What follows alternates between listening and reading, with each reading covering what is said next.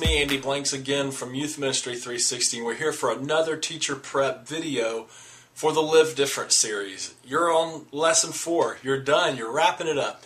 I really hope this has been an amazing time of study for you and your students. Live Different is, it's a serious study. It's a real call to live in ways that are countercultural to what our world says is the standard of living. And so I hope it's a message that got your kids' attention. I hope it's a message that had a little different twist to it. We tried real hard as we were designing this to not only craft a lessons that called students to sexual purity and holiness, but again to help them understand not just what not to do, but what to put your strength and energy towards, and that is pursuing holiness, being holy in everything you do. And this last lesson kind of wraps it all up in a bow.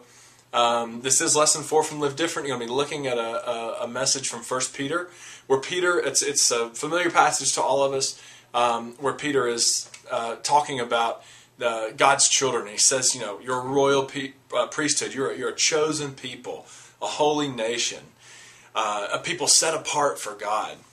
And then he kind of goes on to make this great point, and he says that really as those people, if that's our definition of who we are, as those people, we have to live our lives in such a way in front of people who don't have a relationship with Christ, that even though they accuse us of all sorts of things and take shots at us, that they look at our lives and they can't help but see the difference in our lives, and they can't help but attribute that difference to Christ.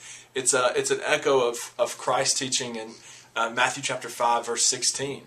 And this is a great thing for your students to understand from all this, is that the purpose of our godly living, the purpose of holiness, the purpose of standing against what culture says is acceptable when it comes to sex and sexuality, is not to be self-righteous, it's not to be a prude, it's not to be a wet blanket. It's to say, I am different because I live my life according to God's ways and Christ's teachings. And you and I both know that because sexuality is so widespread and this hypersexualized culture we live in, if students will take a stand here, they will immediately be identified with Christ. And that witness will have impact. It will have the ability to draw people to the Lord. So it's a great message. I hope it's been a great 4 lessons.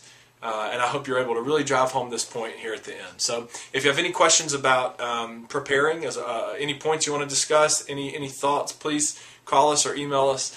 We'd love to talk with you.